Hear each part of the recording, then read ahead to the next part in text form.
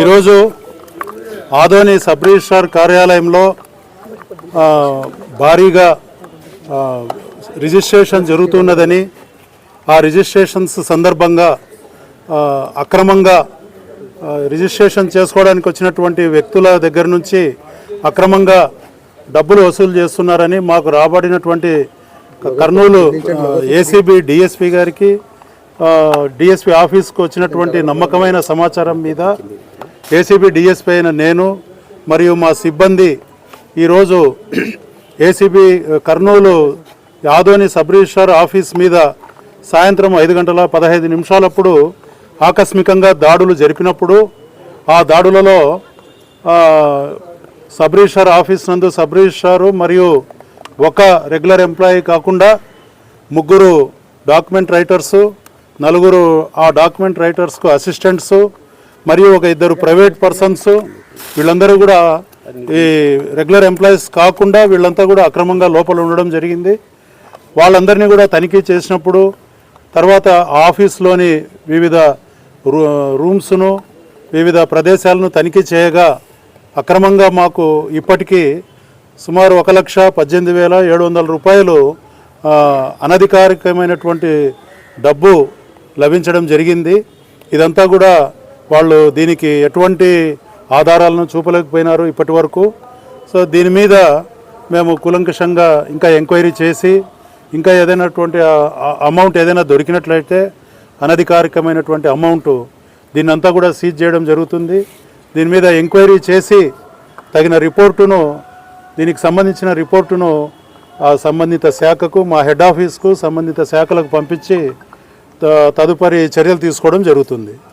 అదేవిధంగా కర్నూలు జిల్లా ప్రజలందరికీ కూడా కర్నూలు ఏసీబీ తరఫున మేము చేసే విజ్ఞప్తి ఏమంటే, ఏ ఆఫీసులో అయినా సరే మీకు చట్ట ప్రకారం చేయాల్సినటువంటి పనులు ఏవైతే ఉన్నాయో ఆ పనులను చేయడానికి ఏ అధికారి అయినా సరే లంచం అడిగినట్లయితే మీరు 9440446178 అనే నంబర్కు ఫోన్ చేసి, నా నంబర్ అది, ఏసీబీ డిఎస్పీ సీతారామరావు నా పేరు, మీరు ఆ నంబర్కు ఫోన్ చేసి మాకు లిఖితపూర్వకంగా ఫిర్యాదు ఇచ్చి మీరు ఇచ్చినట్లయితే మేము చట్ట ప్రకారం చర్యలు తీసుకొని మీకు న్యాయం చేయగలమని విజ్ఞప్తి చేస్తూ ఉన్నాను.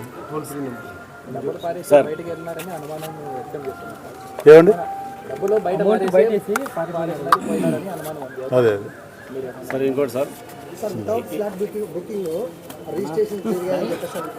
అన్నీ వెరిఫై చేస్తామండి. అవన్నీ కూడా ఎంక్వైరీలో భాగంగా ఏ ఏ అక్రమాలు జరిగాయో అవన్నీ కూడా బయలుకి తీసి దాని మీద రిపోర్ట్ పంపించడం జరుగుతుంది.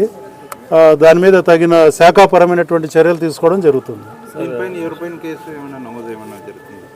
ఇప్పటికైతే ఎంక్వైరీ రిపోర్ట్ పంపిస్తాము. మనకు వచ్చేటటువంటి తదుపరి ఉత్తర్వుల మేరకు కేసు రిజిస్టర్ చేయాల్సి వస్తే చేస్తాం.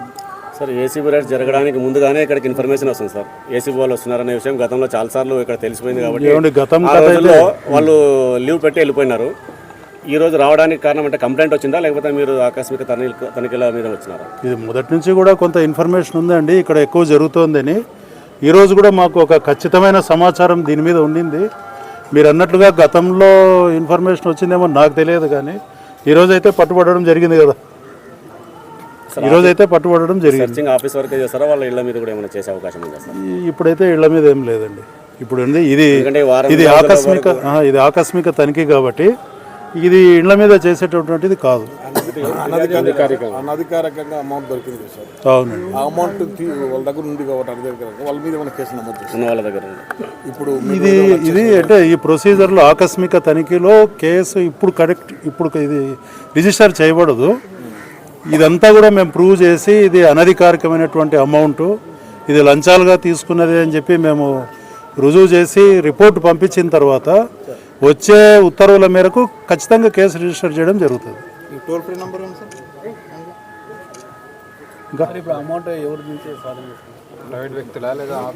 ప్రైవేట్ పర్సన్స్ ఉన్నారు. తర్వాత ఈ గదుల్లో ప్రైవేట్ వ్యక్తులు ఉన్నారు, అధికారులు ఉన్నారండి. అదే అండి మీరు అడిగిన దానికి పేర్లు అడుగుతున్నారు. పేర్లు తర్వాత వెల్లడి చేస్తాం, అందరూ వెల్లడి చేస్తాం. ఇప్పుడు ఎంక్వైరీలో ఉంది కదా, ఇప్పుడు చెప్పడం బాగుంది. అన్నీ నేను చెప్తానండి మొత్తం. ఇప్పుడు దానిలో కొంత ఇది కూడా ఉంది, ఏది దానిలో వాళ్ళు ఏదైనా స్టాంప్స్ అవి కూడా ఉంటాయి కదా, అదంతా మనం వెరిఫై చేయకుండా ఇదంతా వాళ్ళదే దొంగ సొత్తు అని చెప్పడం కూడా భావ్యం కాదు. అంతా ఓపెన్గానే ఉంటుంది, ఏం రహస్యం ఏం లేదు. తర్వాత మీరు గుర్తురావు 1064 టోల్ ఫ్రీ నెంబర్ కూడా ఉంది. సో దానికి కూడా పబ్లిక్ ఎవరైనా కానీ కాల్ చేసి మాకు ఫిర్యాదు చేయొచ్చు. ఇప్పుడు చెప్పినటువంటి నంబర్కి కూడా ఫిర్యాదు చేసి మీరు మమ్మల్ని సంప్రదించవచ్చు.